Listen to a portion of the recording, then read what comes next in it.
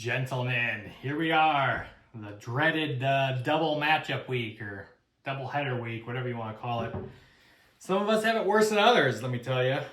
But I'm sure one of my two opponents, the one I'm making a cocktail for this evening, Nick, will tell you that his is the worst, and maybe he's right, going up against me and Casey. But I am going up against him, and I'm not going to say who, even though you can just look it up, because that's for Thursday night. Tonight, the focus is on Nick.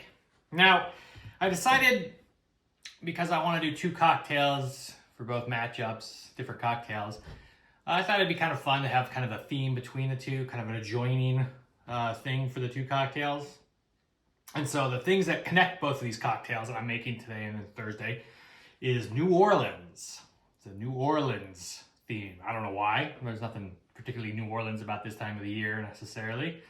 Although the last time I went to New Orleans was around Thanksgiving, so it was fall, I guess. But other than that, there's not really much. But I don't know. I just really like both of the drinks that come out of New Orleans that I drink a lot. I mean, there's plenty of drinks that come out of there. But tonight, with my matchup against Nick, I am making what I said earlier, maybe my favorite like old school traditional cocktail, the Sazerac.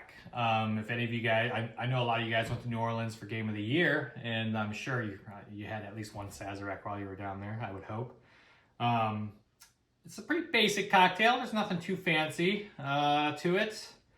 And it's amazing. It's delicious. So we can go ahead and get started. As far as like connecting to my matchups, again, always tenuous. I guess Nick is all, he really leans on that whole like Southern Georgia. Oh, family Georgia. I'm from Georgia technically, whatever. So this is Southern too, a Southern drink, Southern cocktail. Other than that, yeah, it's just a good, solid cocktail that I really like. So we'll go ahead and get started. The instructions and ingredients will be up here for a little bit here. I'm going with kind of a very basic recipe. There's like every cool bar has their own version of a Sazerac, and it's all, what I'm making today will be found in everyone's version, but then some people add this and that stuff. So this is just kind of a real bare bones, but you can kind of play with it and do what you want to make it your own if you'd like. So the first thing that I'm going to do, it says to coat a chilled glass with absinthe, or I use herb saint, which is a very common spirit out of New Orleans that during the period of time when absinthe wasn't readily available in America, people would start using herb saint instead. And I have absinthe as well, but I kind of prefer herb saint. But you do what you do, get what you can. Pretty much any anise liquor will do. So if you don't have either herb saint or absinthe, there's plenty of anise liquors out there that you can probably find. Ouzo, and I think that's Greek. That's pretty anisey. That might do the trick too. I mean, again, you're only just rinsing the glass with it. It's not like it's a major part of the cocktail. Also, it says you can coat a chilled glass. I'm going to coat a glass and then put it in the freezer to chill while I do the rest of the cocktail. And one of the best ways to coat it is just to, some fancy cocktail bars have like spritzers, and they'll spritz the outside or the inside of the glass to coat it and stuff. But all I do is I just pour in just like a little tiny bit, maybe like a teaspoon and a half's worth, and just kind of swirl it, roll it, just kind of make sure that it really gets in there. And then, you could just leave whatever's in there, and your drink will have a real strong anise flavor, or just dump out all that remains. There we go. And I'm going to go put this in the freezer, and it'll just edit to me sitting here without the glass. Okay?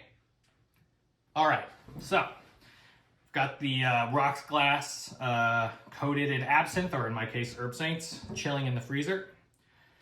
So next, I'm going to muddle the sugar cube with the bitters. Now, I don't have any sugar cubes. I usually do. For some reason, I don't. So I'm just using loose sugar. Again, about a teaspoon's worth. is roughly what a sugar cube is, maybe a teaspoon and a half again. You could also, some recipes call just for a little bit of simple syrup instead, if you'd rather use that because you have it or you don't feel like, I mean, that's basically what you're doing with this, is making your own little kind of quick, simple syrup with it. But I like it. It's kind of fun. It's more fun with a sugar cube. But anyway, you pour that into your mixing glass. Sans ice. No ice yet. And then it's the recipe I'm using calls for 2 dashes of the Pashad's bitters.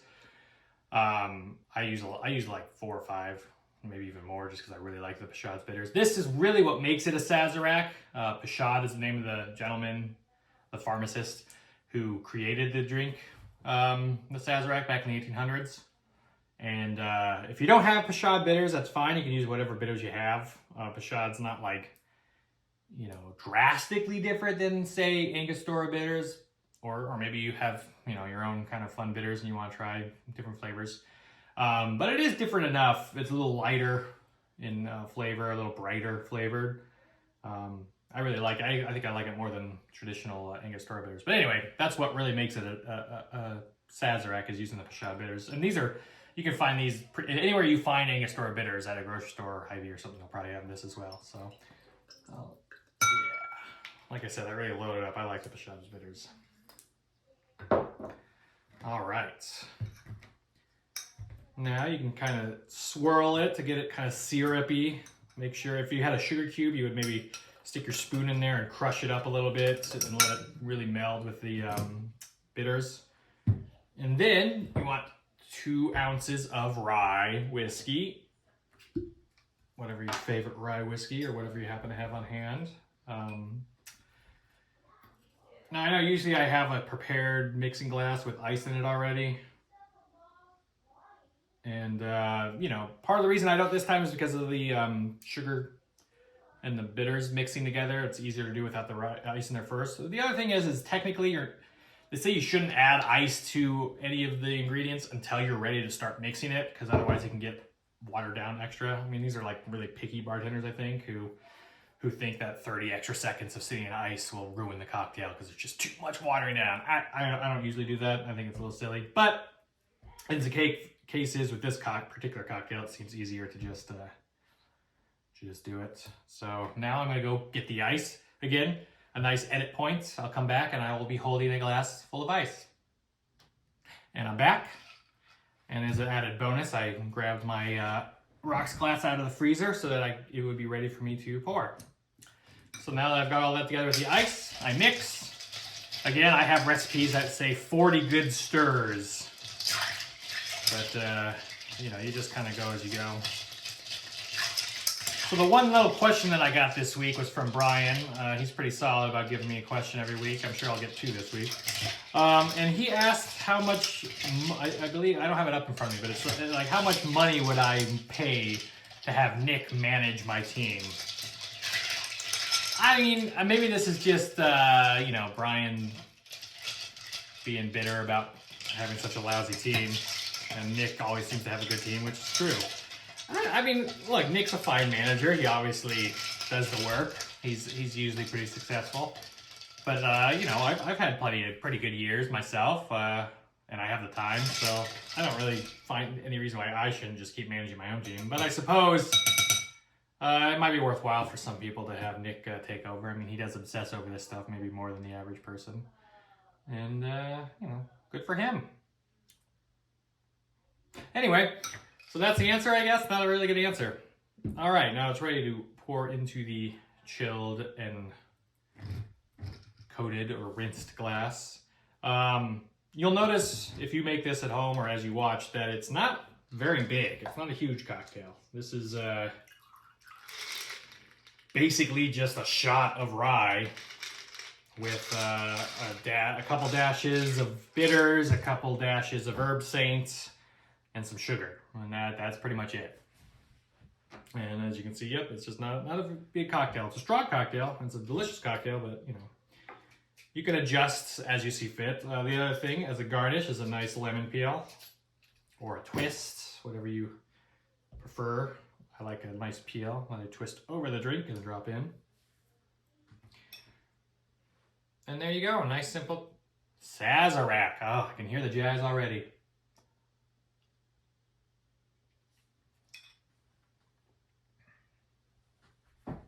Yep. Yep, definitely one of my favorite cocktails, so. You know, adjust the recipe as you see fit. Maybe you want to make a double or triple, because these just aren't big enough for you. Even though, again, this is just pure booze. Not even really any mixer. It'll knock you on your ass if you're not careful. But it's amazing. Nice and simple. Simple like Nick. Simple boy. All right, folks. Well, that'll do it for the first video of the week. Watch the next one if you can. I always say it, but if you are making these cocktails at home at all, any of these cocktails, let me know. I'm curious to see if anybody is trying them. I'm trying not to make them too complicated or have too many weird things that you can't find in your average liquor store. So anyway, yep, I'll be back on Thursday with a New Orleans cocktail for my matchup with the gentleman who will be named on Thursday, or you can just look it up and see. Until then, take care, get drunk, stay drunk, unless you don't want to. Enjoy your Sazeracs, fellas. Cheers.